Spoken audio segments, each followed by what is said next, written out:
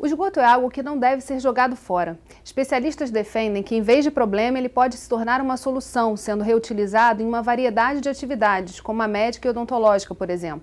No Rio em Foco, que começa agora, vamos falar sobre os tesouros escondidos no esgoto e como podemos minimizar o impacto desse resíduo na saúde da população e no meio ambiente com tecnologia e inovação.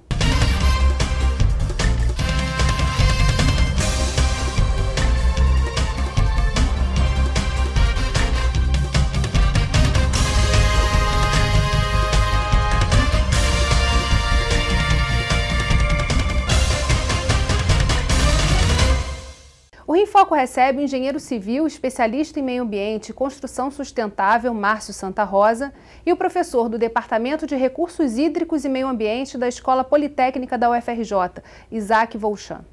Um dos grandes desafios do estado do Rio é o saneamento. Segundo o Instituto Trata Brasil, apenas 33,67% do esgoto do estado é tratado. Para o professor da Colômbia, Kartik Chandran, a solução para esse problema passa por um arranjo de vários atores e por um diálogo necessário entre quem implementa as políticas públicas e os acadêmicos. We are talking about just changing the way we look at sanitation, the way we train sanitary engineers, the way we train environmental engineers. This has to change as well. So we cannot really be teaching and practicing traditional wastewater treatment anymore.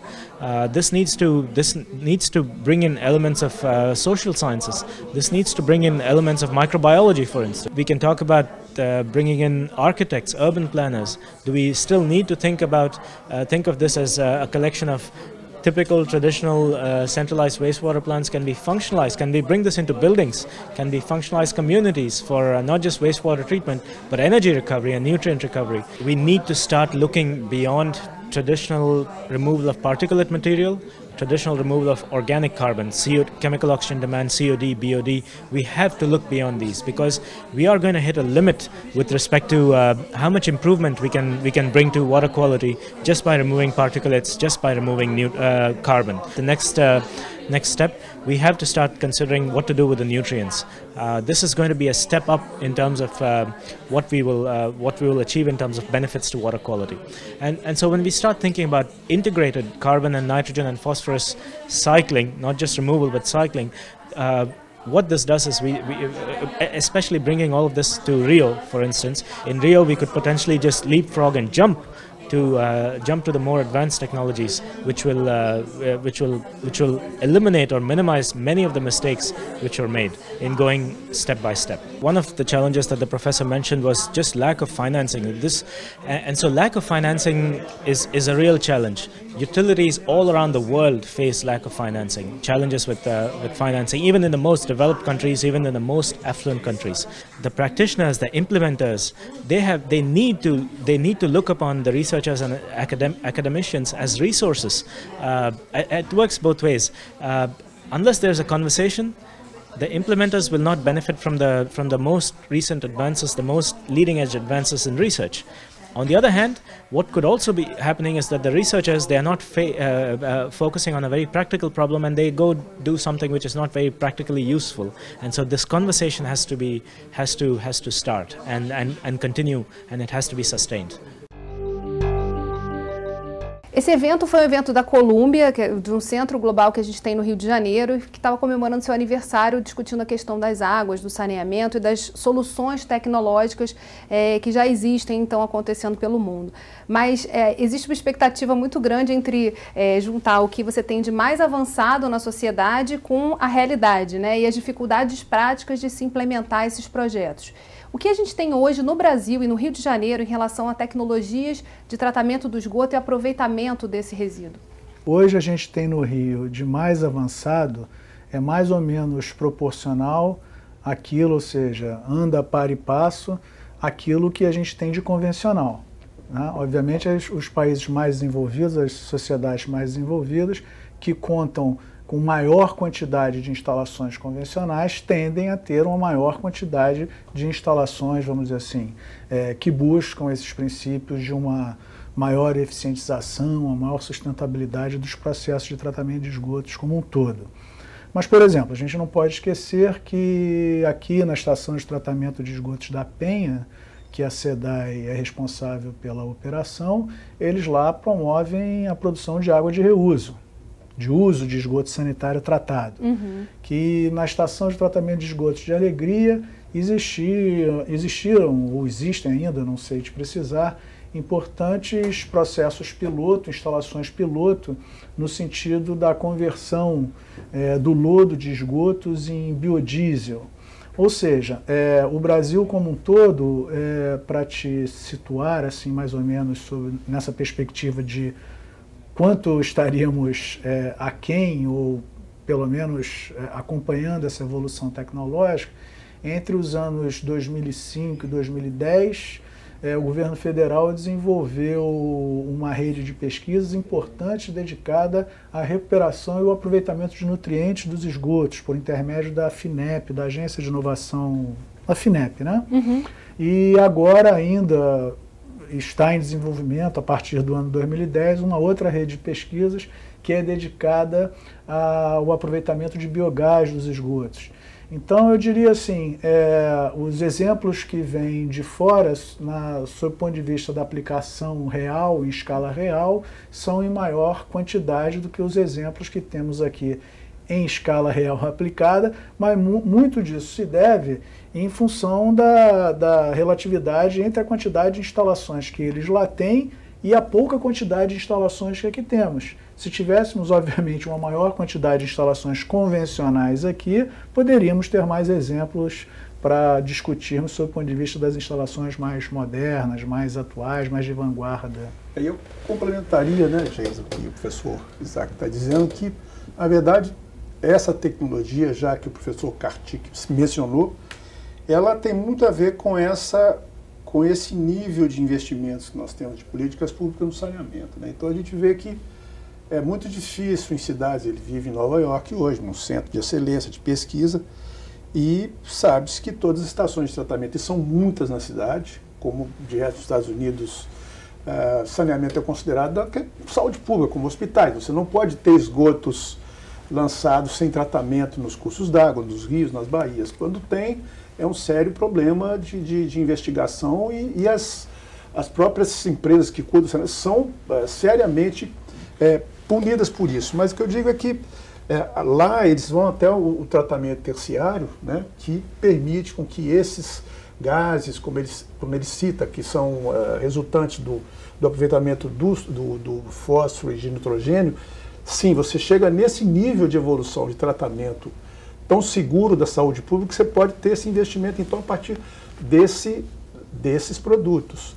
No caso que o professor cita da Alegria, quer dizer, a gente está ainda cuidando do lodo, quer dizer, ainda fazendo a secagem desse produto, desse resultado, né, do tratamento de Alegria, por exemplo, e ele está sendo mais usado como blocos de cerâmica, usado como compactação. Mas a pergunta em relação a juntar, né, essa questão política do avanço que a gente precisa ter e social à questão econômica. Você pensar em soluções que monetizem esse resíduo que hoje é um problema, pode ser um caminho para a gente conseguir realizar mais? Quer dizer, você olhar o esgoto como uma questão que pode gerar algum recurso? Não, depende do valor que você consiga apropriar isso. Você pode valorizar isso da forma que você bem entender. Sob o ponto de vista monetário, explicitamente falando, se isso viabiliza o setor de saneamento, obviamente que não. O setor de saneamento requer investimentos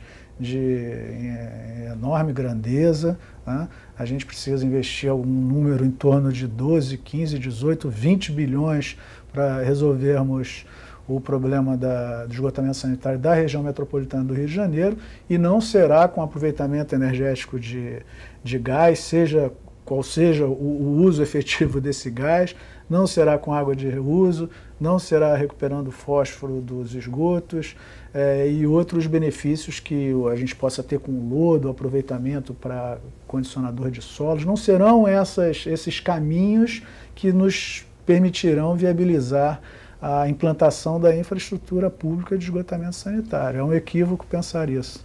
A gente pode traçar um paralelo pelo que acontece com resíduos sólidos, que é também considerado saneamento, né? Então a gente tem hoje, depois que uma das últimas gestões da Secretaria de Meio Ambiente conseguiu, pelo menos teoricamente, acabar com os lixões, nós tivemos uma série de aterros sanitários implantados na região metropolitana e muitos deles passaram a ser explorados por empresas privadas que tinham investimento no sentido da transformação dos gases ali em energia. O que a gente está falando, na verdade, é isso. Precisa de investimento público, enfim, ou a partir de parcerias público-privadas, mas precisa de investimento pesado para você resolver a questão, dúvida. Quer dizer, esse delay, esse problema que a gente coloca ali de 33% só ser tratado. Quer dizer, eu diria que o quanto essas ações puderem contribuir para a viabilidade econômica, financeira dos projetos de investimento, melhor. Se a gente vai espetar energia no grid e isso vai entrar como receita para o negócio, ótimo. Se a gente vai condicionar lodo, ensacá-lo e vendê-lo comercialmente no supermercado, ou vai entregar para o produtor agrícola, vamos oferir receita com isso, ótimo. Mas é tudo do entorno, não é qualquer economia é bem-vinda, né? Mas não é essa economia que resolverá o nosso problema, não. A gente vai fazer um rápido intervalo e voltamos já. Rio em Foco aqui, política e economia caminham juntas.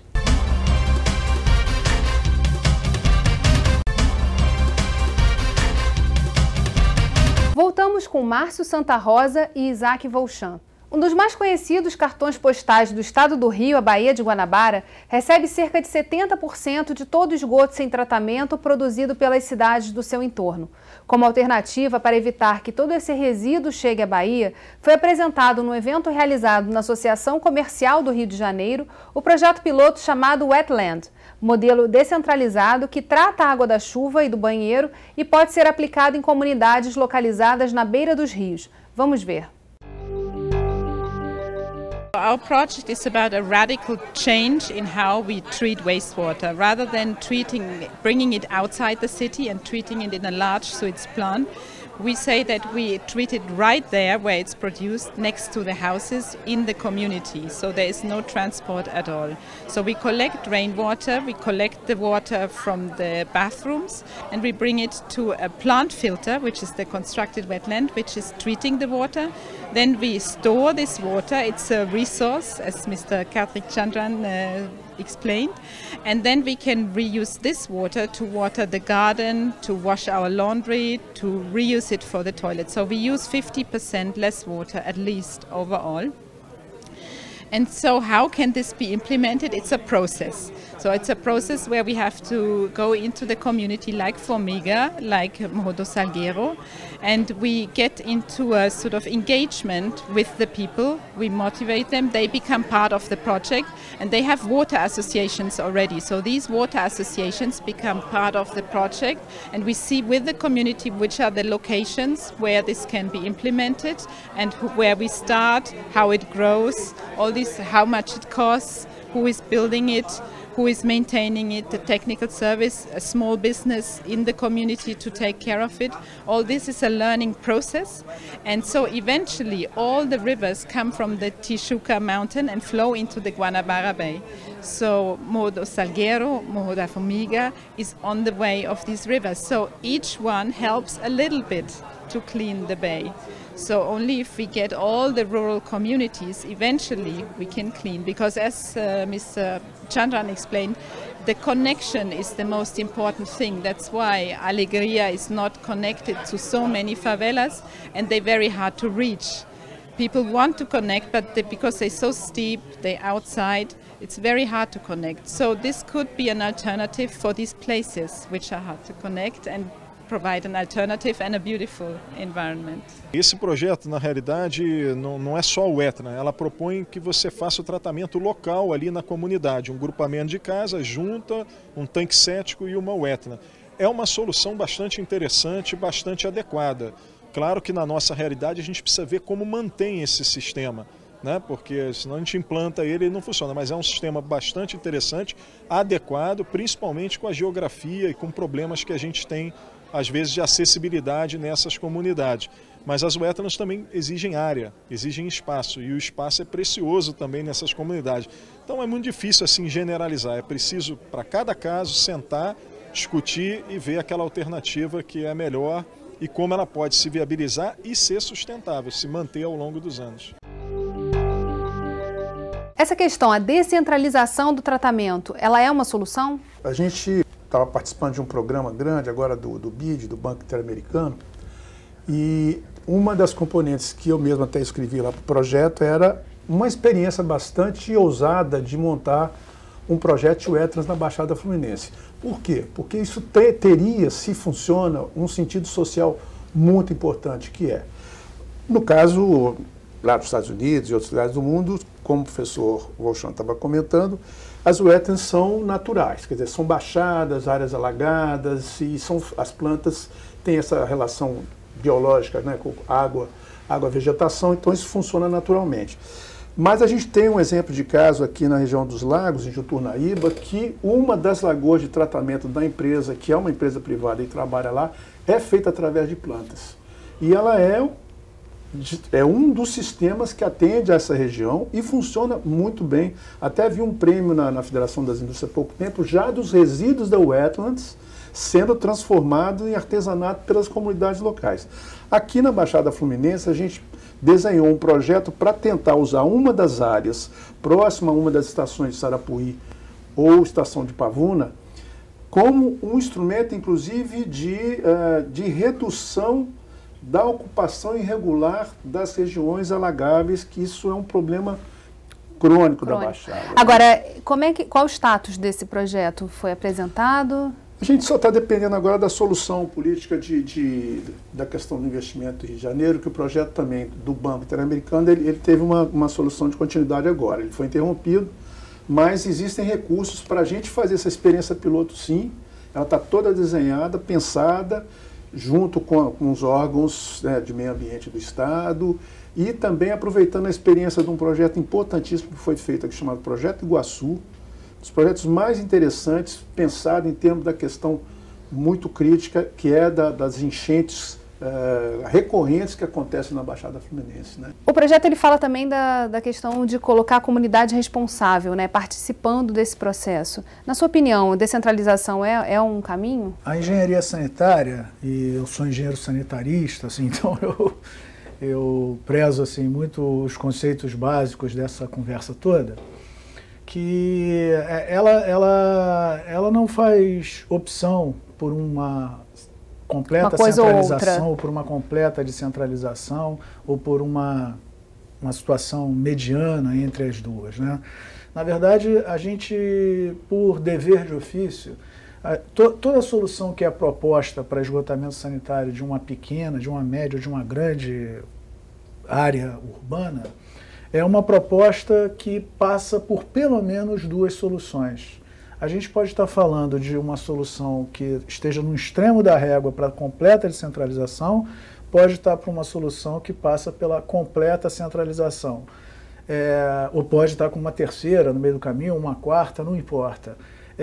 A partir da proposta dessas opções, senta-se e avalia-se o que cada uma delas tem de positividade, de negatividade, sob o ponto de vista da sustentabilidade econômica, da sustentabilidade social, como você falava, da participação da sociedade, e sob o ponto de vista da sustentabilidade ambiental também. Uhum. Então, vamos dizer assim, esses indicadores que obrigatoriamente devem ser levados em consideração, e aí, obviamente, a engenharia, enquanto assim, bastante cartesiana, sempre deu muito crédito à viabilidade econômica, sob o ponto de vista do investimento de capital, que é fundamental ter esse dinheiro, como também sob o ponto de vista do custo de operação e manutenção dessas unidades.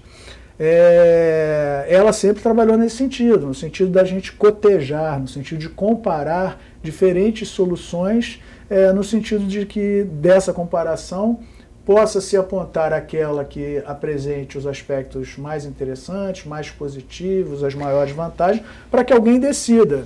Esse alguém, a gente está falando de um patrimônio público, coletivo, esse alguém é a sociedade, aí representado pelos administradores públicos, né? Mas como o próprio Firmino falou ali, cada caso é um caso e vai precisar ser analisado, porque a questão também é esse salto, né, dos projetos piloto para você conseguir universalizar ou ampliar. Eu poderia dizer assim, que em linhas gerais, na hora que todos esses aspectos são colocados dentro de uma mesma cesta, para que a gente possa daí extrair alguma conclusão, para as áreas urbanas mais adensadas, onde a gente parta aí de 50 a 75 habitantes por hectare, as soluções centralizadas sempre ganham, né?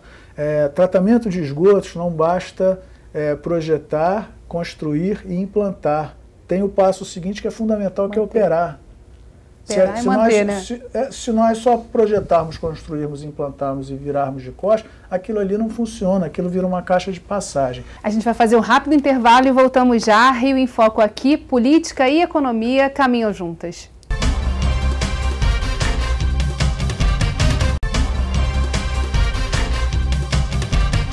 Como envolver outros setores no debate de soluções para o saneamento? Na área da saúde, por exemplo, as consequências negativas são facilmente apontadas, o que fortalece a importância de discutir novos modelos. Existem doenças ligadas à falta de saneamento básico, né? Então isso está diretamente ligado a uma questão de saúde pública. Se eu não tenho saneamento básico, eu tenho proliferação de determinadas doenças, inclusive algumas que a gente está dando prioridade a elas. Dengue, por exemplo, é uma dessas questões, está ligada a saneamento básico, está ligada a acúmulo de água em locais onde ele não deveria estar acontecendo. Então, essa é a prioridade e a importância da discussão. Existem questões locais de resolução de saneamento básico que nos interessam justamente por conta dessas ocupações irregulares não permitirem uma questão de saneamento básico mais macro. Então, acho que a saúde está junto dessa mesa no sentido de colaborar e de solicitar ajuda para as questões locais que nós já temos mapeadas. O que eu acho que é interessante, até retomando a discussão sobre a questão das comunidades, no momento que o professor Kartik e o pessoal do Os Arquitetos, eles provocam uma certa inquietação na gente, no sentido que a gente tem um problema crônico que é resolver a questão do esgotamento nas comunidades de baixa renda, em áreas de difícil acesso, nas favelas e tal. Essa condição ao tratamento de esgoto é raro, e ele se mistura com a questão do lixo, as pessoas acabam não se importando, porque elas não se sentem incluídas no planejamento de políticas públicas dessa área na cidade. Então, isso até mesmo nas favelas consideradas da Zona Sul e tudo mais. Mas a Eva, que falou pelo Os Arquitetos, eles têm uns desenhos muito interessantes. Eles fizeram um trabalho, por exemplo, levantando a possibilidade de implantação de wetlands, que precisa sempre de áreas, como o professor falou, no Morro da Formiga, no Morro do Salgueiro, na Cidade das Pedras e tudo mais. De qualquer forma, se achasse uma solução, se agora a gente, participando da Subsecretaria de Planejamento e Gestão da Prefeitura, que seria muito interessante, nos perguntarmos sobre a possibilidade de fazer alguns pilotos nessas áreas como soluções, eu não diria nem descentralizadas, né, professor? Porque, na verdade, você depois vai ter que pegar esse esgoto, se ele não é totalmente resolvido ali, e canalizar ele para um tronco coletor que vai levar para o sistema central. Mas, pelo menos, instigar a condição de que a comunidade se sinta participante de um processo de solução de uma questão de saúde pública, que é a questão do saneamento. Que, na verdade, a saúde pública, né, todos esses problemas que advêm do contato, né, da população com esse esgoto, é a parte mais visível do que acontece por a gente não conseguir fazer o que deve ser feito, né? Não investir o que tem que ser investido todos os anos, e é um investimento de longo prazo, né? Qual o desafio hoje, assim, pensando para frente, de mobilização dos municípios e de governança também dessa questão? Como é que você inclui os atores e como é que você coloca também o pessoal da saúde dentro da discussão, outros setores que precisam estar envolvidos, os urbanistas, arquitetos, para a gente poder ajudar a resolver essa questão? Olha, eu diria que hoje o grande entrave que a gente tem é a gente conseguir viabilizar o modelo jurídico institucional da região metropolitana do Rio de Janeiro, que é um modelo que terá que conviver com sistemas cujas dimensões e áreas de cobertura extrapolam os limites dos municípios da região metropolitana do Rio de Janeiro e atualmente extrapolam esses limites à luz de uma nova figura que surge não como um ente da federação, mas como uma figura dedicada também à administração de temáticas de caráter público coletivo, que é a figura da autoridade metropolitana. Né? Então o Estatuto das Metrópoles ele está aprovado, o Rio de Janeiro já conta com uma instituição dedicada a esse arranjo metropolitano. Então a gente tem, na verdade, um grande desafio de colocar esse novo desenho, esse novo arranjo institucional que diz respeito claramente ao saneamento, porque o saneamento ele tem essa configuração pública coletiva que extrapola os limites dos municípios. O sistema Guandu é um sistema que oferece água para uma quantidade enorme de municípios. A estação de Sarapuí, aqui na Baixada do Fluminense, é uma estação de tratamento de esgotos que serve também a uma maior quantidade de municípios. Então, a figura desse arranjo institucional, enquanto concedente da prestação dos serviços. A gente tem, por outro lado, a SEDAI, que é uma empresa pública dedicada há muitos anos e sucessora de outras empresas anteriores a ela e empresas que foram responsáveis pela implantação da nossa maior infraestrutura de saneamento. O sistema Guandu é um sistema implantado pelas antecessoras da SEDAI, o Interceptor Oceânico, o Emissário Submarino de Ipanema são sistemas implantados pelas antecessoras da SEDAI. E, por um outro lado, a gente tem, vamos dizer assim, um potencial de mercado privado, do capital, interessado em investimento em infraestrutura ampla, geral e restrita no Brasil. Estamos falando de qualquer modalidade de infraestrutura. E o saneamento, ele está inserido. Então, eu diria assim que a maior dificuldade nossa nesse momento vai ser no sentido de convergirmos para uma solução que satisfaça a todos, né?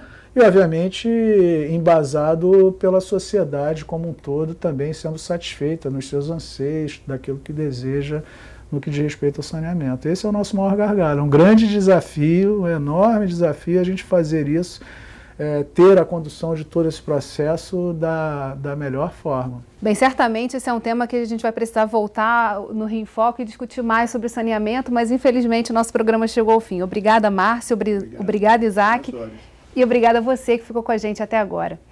A gente se vê no próximo programa e aproveita e segue a gente nas redes sociais, Facebook, Instagram e Twitter. Você também pode enviar dúvidas e sugestões para rioemfoco@lerge.rj.gov.br ou para o nosso WhatsApp 21 98990 4709. TV Alerj, o canal do povo fluminense. Até a próxima.